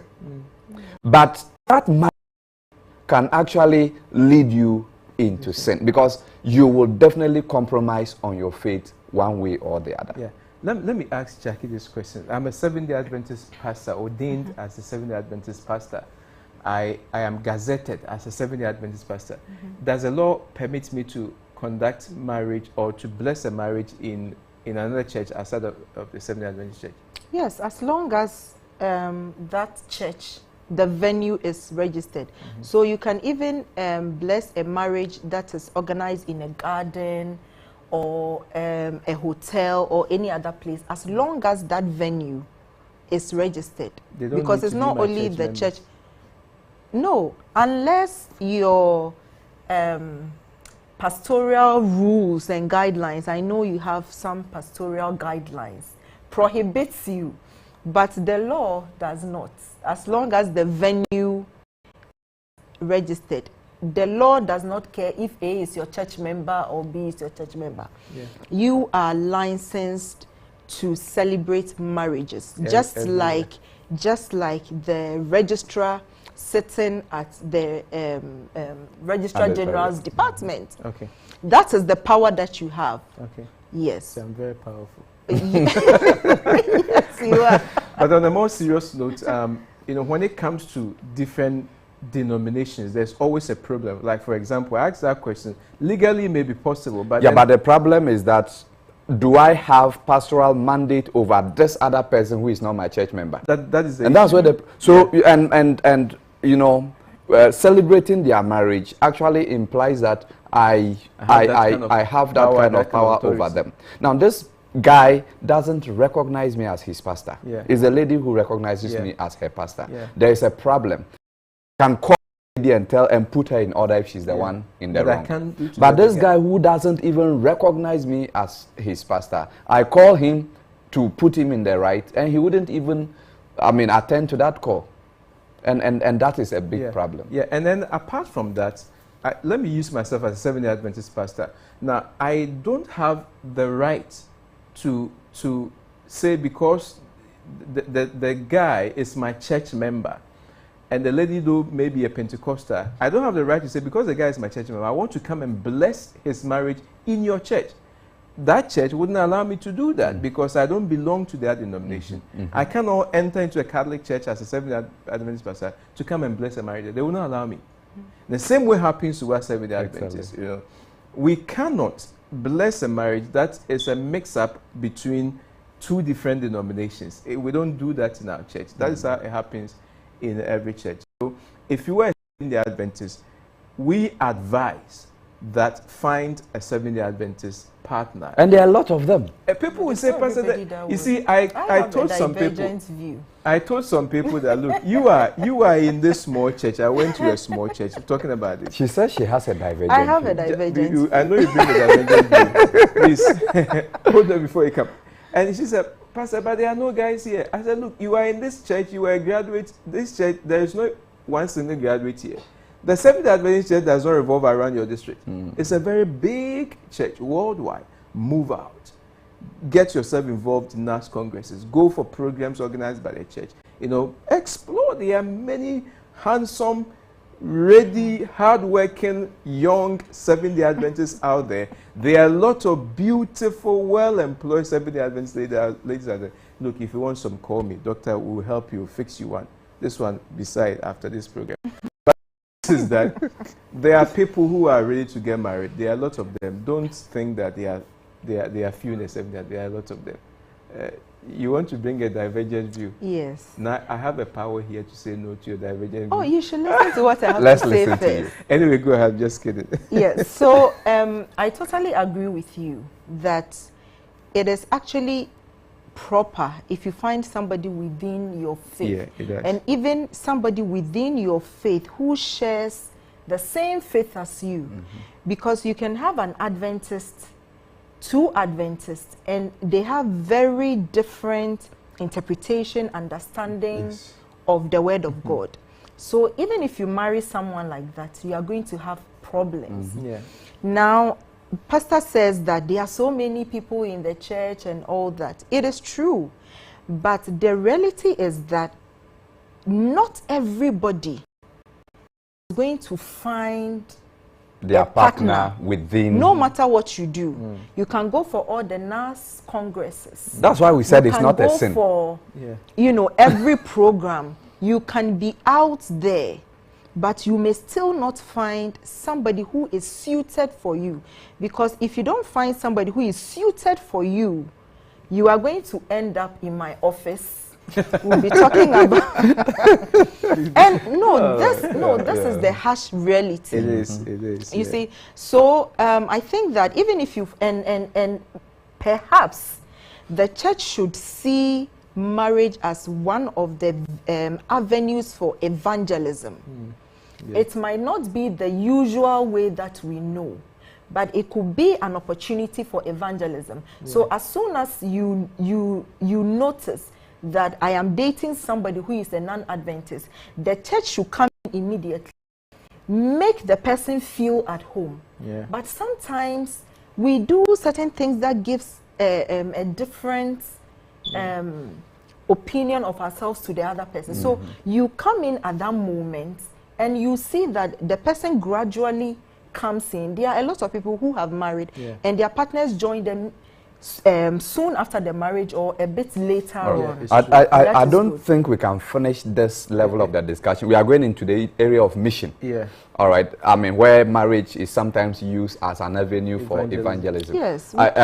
It may or may not work, but I think if we don't realign, we may move so one deep point into that that she discussion. said that I love is that the fact that you have to marry somebody from your church does not mean anybody at all in your church. Exactly. You must find a good one who is suited for you. Compatible serving the Adventists. It is. And so we will talk about later. For the evangelism aspect, we'll talk about. Somebody told me that he got a lady who was not Adventist, and then he evangelized a lady, and so on the wedding he said, "Well, I want the soul for Christ and the body for myself." It's possible. But somebody is asking, I'm 22. I'm in a relationship, and my lady will be 22 this year. I'll be 30. My family too are putting pressure on me to settle down, but my woman says she wants to further her education, which is nursing training, and she wants to get more after school. So should I wait for her, or wait? Yeah, should I wait for her or let her go? That's the question. Yeah. So the elements that he's given us are not enough to take a decision. Yeah. So I will advise that this person links up. There are so many other questions that need to be asked about their relationship and all and all that. But what I will say is that don't marry because of pressure. Yeah, it's true. That one I will say. Yeah. When you enter and the pressure keeps coming to you, nobody will be there to help you. And then, Pastor, if I can also add something quickly. We are talking about both parties being in a position to financially pull their resources together. So if your woman is going to school, I think it is a good thing. Now, it also means that she's probably being financed by her parents. Exactly. Once you marry her now, it becomes your burden. Responsibility. So is he prepared for that? I think if they can sort that out, the lady will be fine. No, well, she may not be fine still, because you see, that's why I said there's a lot that he hasn't said. How long have they been together? That is it. And what has happened in their relation? There's a lot that we need to know about his story to be able to help him. So, and this can be done in whoever asks that question, please make sure you get to after the program. How long should one date before they get into the marriage relationship? Doctor, this one is a quick one. All right. You shouldn't marry somebody that you know for less than a year. I say so because when you know somebody for less than a year, chances are that you know the masked person. We all mask up. We all show our best behavior when we meet people for the first time. But as we get used to each other, we become our normal self. So the mask begins to fade. And most masks would begin fading after a year. All right. So you may meet somebody in March when the weather is so hot and he's bathing 3 times a day. You'll be like, hey, this guy is so neat. You get married to him in July. December, when there's Hamatan, you see that this guy doesn't like bathing at all. So the point is that you need to know the person through all the seasons. You should know the person through the seasons.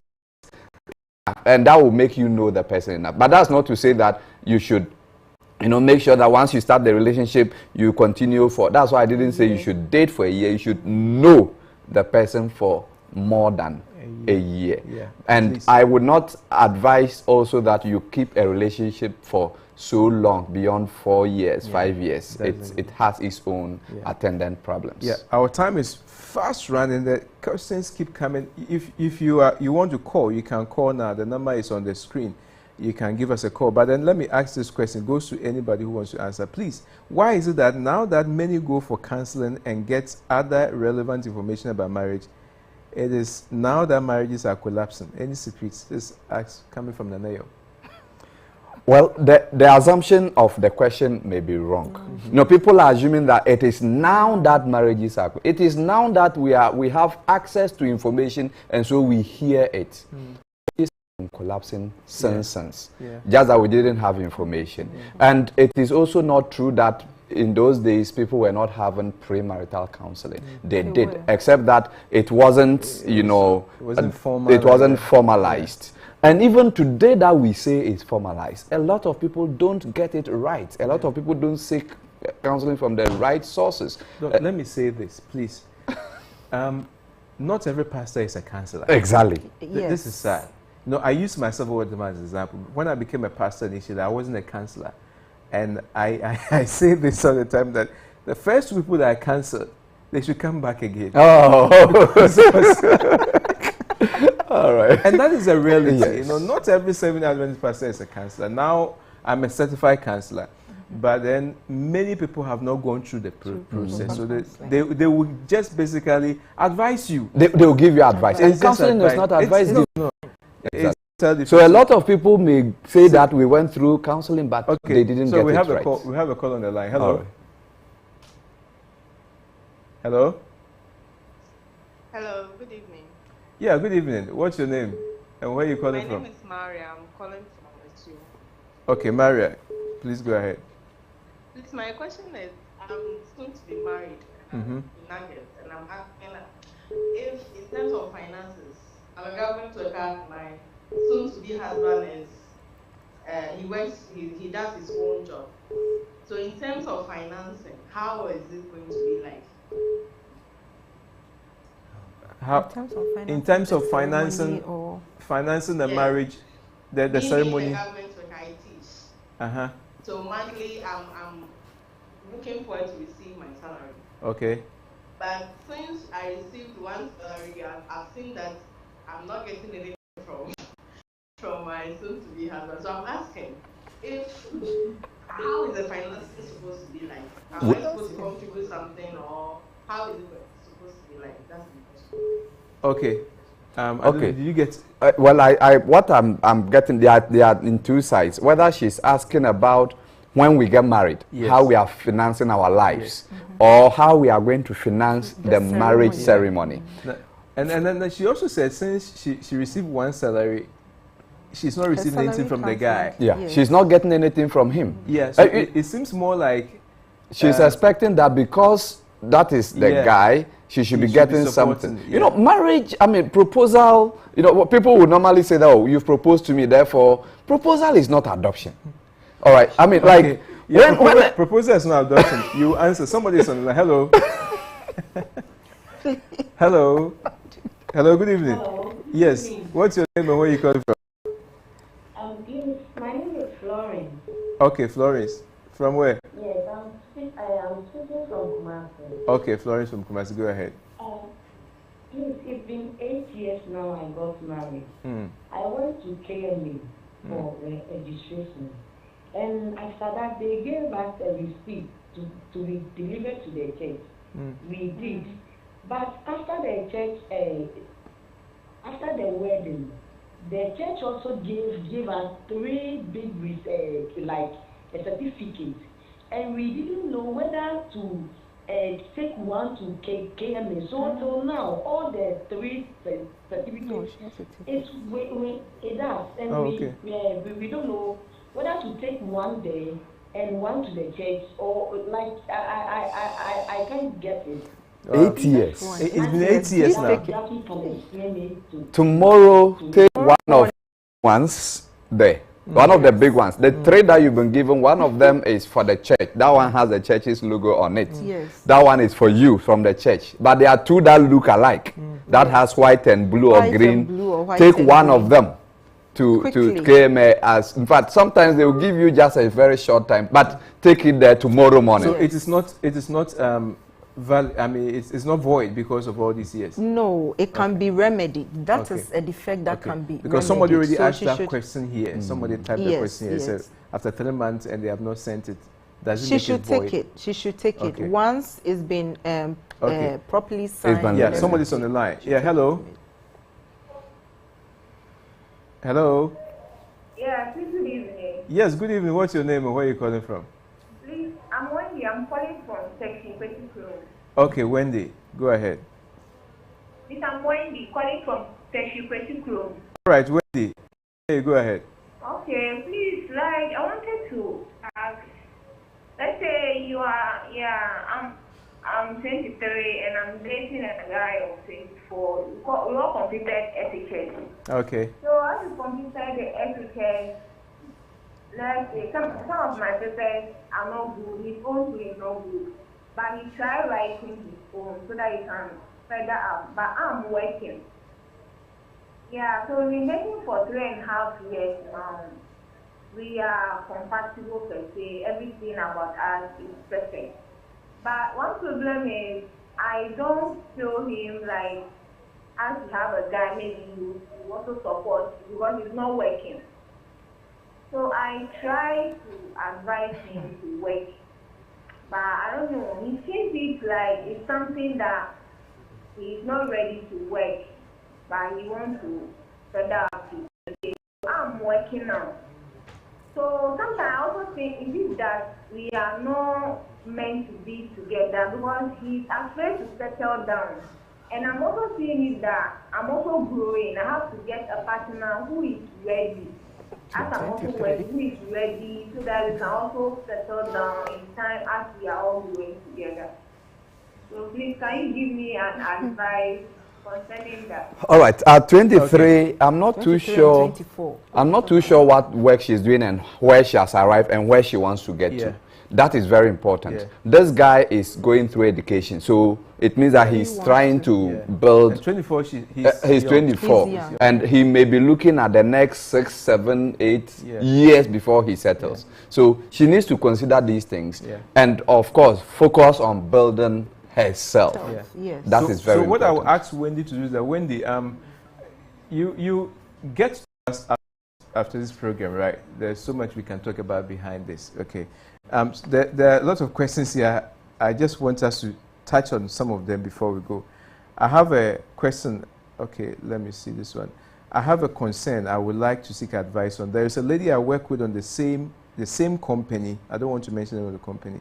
And I have intention of marrying her. She likes me and is comfortable with me, but she's hesitant because she believes that being in the same company might lead to trust issues. How best can I handle this situation and address her concerns? This comes from George. Okay, so if the lady was worried about maybe losing her job, because I know there are some institutions that would not allow a married couple to work at the same place, at the same branch. One would have to resign. You know, so maybe if she is worried about that, fine. But if he is saying she is worried about trust issues, then perhaps they already have trust issues. It is not because of the place where they were. Because if I'm working with my partner at the same place, I see you, you see me. So where is the... Yes, so it means there is a fundamental issue regarding trust that they probably have to talk about and then seek counseling on. Yeah, or maybe just misinformation, maybe, Yes. Yeah, so let me continue. This question says, I'm a government worker. I think, the same person who called. The next question is, we are in the month of February and we would have our marriage in the month of April. When should the process start under the ordinance? February and April. They should start when they can start now. 21 days. But they should have at least 21 days. Okay. Yes. So you and have then at least sign 21 within days. 3 months. Okay. Like make sure the marriage is celebrated within 3 months after you are given the license to marry. So they can. So if they go to the registry at the end of February, the 21 days will be within March. And then from March, they have 3 months to get married. Yeah. And April falls within that. So they are within. Yes. You are within. Yes, you can start. within. You can even start now. Yes. You still are within the 3 months. Yeah. Because they have some requirement. They will ask you to bring your ID card and all those things. So you may need time to. I married my baby mama for 8 years. And something happened and we are separated for 4 years now. She has traveled abroad. Can I marry again? If you can, how is it still married? Are they no? I married my baby mama for 8 years, so they are married. So and they had the child before they got married. Yeah. They separated, but they are not divorced. They are not divorced. They are not divorced. You need to be divorced unless he is married under customary law. Christian, even that one, he needs to be divorced under customary. Yeah. He needs to return the drinks. No, but he can. He can add on if he's not a Christian and the lady doesn't. Our time is almost up, so let me quickly. How do I stay away with a man I had sex with before? His attitude isn't good towards me, but I don't know how to break up with him. I'm going through emotional and psychological stress. Dr. Seek counseling. Seek counseling. Yes. I mean, you see, when the information is scanty, it's difficult to give something. So sometimes we need to talk and get to know certain details in this case. Yeah. So seek counseling. I think you can call Dr. Isaiah himself after this program, and then he will help you. Is it normal to marry a man who is 15 years older than you? Normal? When they use the word normal, is it okay? Is it okay? It wouldn't be wrong, but it comes with some implications. Yeah. Generational gap is one of the implications. Yeah. The generation of 15 years ago is different from 15 years later. So definitely there will be some points of misunderstanding between you. Knowing about it ahead of time before going into it is helpful. Yeah. Yes. So you just have to psych yourself and then you prepare for it. Yeah. So final words, let me start with Jackie. Any final words, especially coming from the legal aspects that people need to know before we marry? Okay. So I would as you say your final word, please touch on prenuptial agreements and a little bit of ownership and stuff like that. Yeah. Okay. So I'm going to quote one of my favorite female pastors, Reverend Funke Felix Adejumo. She's in Nigeria. She says that love is blind, but marriage is the eye opener. It's the eye drop. So you have to be prepared. Yes. Know that marriage is supposed to be for the long haul, but divorce can happen, and it does happen. Now, when divorce happens, there are issues regarding custody of children that comes up, issues on distribution of property. I'm going to touch on that a little bit. In Ghana, the law is that when you are married, any property that is acquired during the marriage, whether or not one person contributes to it, is for both of you. That's the presumption. But this presumption can be rebutted, meaning if you have evidence, proving the contrary, then that presumption will not be applied. Other than that, the property is going to be shared equitably. What is just between both of you. Now, that's notwithstanding, you have every right, the Constitution gives you a right to acquire property individually. While married. While married. You just have to make it clear and unequivocal. Now, let me move to prenuptial agreements.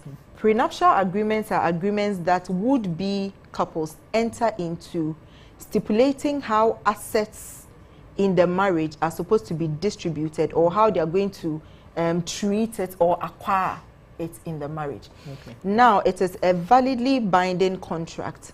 Initially, there was, and even now, there is no specific clear legislation, like laws, that speaks about prenups in Ghana or legalizes it in Ghana. But you should know that apart from Parliament, the courts to make laws through the decisions that they make. Okay. So if a court gives a decision in a particular case, that also becomes law. Okay. Now, there's been a recent, not too recent, but 2023, so that's recent, in July, where the Court of Appeal held unanimously in a particular case that where there is proof that parties to a marriage entered into a prenup agreement voluntarily, without duress or fraud, regarding how properties are to be acquired and the rights that they have to such assets, the court should uphold such agreements. Okay. So a prenup agreement will be treated like a normal contract. So it has to be validly drawn. Make sure you see a lawyer, you know, who would draw it up for you. There should not be any duress or influence. You know, it should be voluntary and it should be conscionable. Yes, and then in that case, the courts can give effect to it when there is a divorce. Okay, thank you very much, Jackie. That's very good. All right. Okay. Okay. Your last word. My last words will look like the initial thing I started saying, that it's a long journey. In fact, it's a lifelong journey. Therefore, we need to prepare ahead of time. You know, this program was christened before you say I do. Now, once you say I do, you are going to continue doing. So therefore, before you say I do, you need to be sure of what you are saying I do to. But you begin with yourself, and then you now deal with the other person. And there are a lot of things that you need to know. One of the things that you need to know is, watching programs like this. So keep watching Hope TV, because I am aware that there are so many programs that are in line for you to educate you and to help you. So thank you all for watching us, and God be with you. Okay. Thank you so much, Dr. Jose Ando and then Jackie Mensah. God bless you so much for the time. And marriage, as Doctor said, is a lifelong commitment. It's not supposed to end at any point in your life. It is till death do us apart. Make sure you get your facts right. Don't just follow social media. Don't think that marriage is a ceremony. Ceremony is not a marriage. The ceremony is just a little bit of it. The actual marriage is what continues. So be sure to get all the information, and then you will have a better and a wonderful marriage. God bless you so much. I want to take this moment to thank you for joining us. Thank Hope TV for hosting us for this program. Special thanks to our music group, Samuel Ekins and Martha Mello, who gave us those wonderful melodious love songs. They'll be coming right up to give us a song as we wrap up with everything. If you still have questions, of course, we couldn't cover anything, and we couldn't cover all. If you still have questions, please keep your questions. You can still send them on the WhatsApp number that was given. Dr. Josiah and then Jackie will deal with them appropriately, and then you will have answers to them. Thank you so much, and God bless you. And I wish you the very best in your relationship, and I wish you the best in your up-and-coming marriage as well. Take care, and see you again next time. Shalom.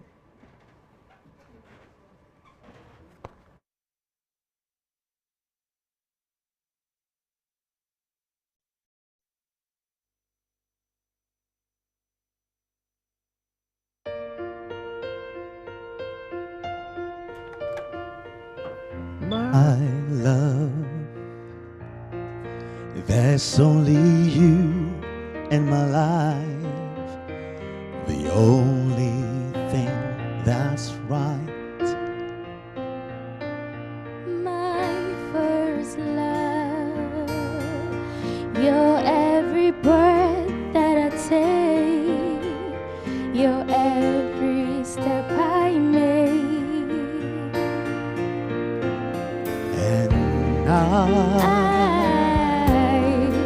I want to share all my love with you. No one else will do. No one else will do. And your eyes, they tell me how much you care.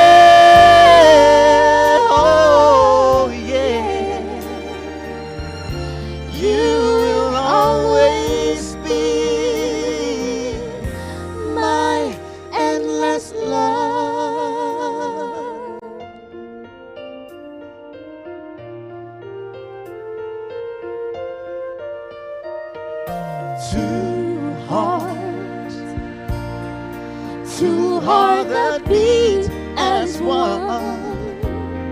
Our lives have just begun. Forever, I'll hold you close in my arms. I can't resist your charm. and love, and love. I'll be a fool for you, I'm sure. You know I don't mind. You know I don't mind. Cause you, you mean the world to me. Oh, I know I've found in you my endless love.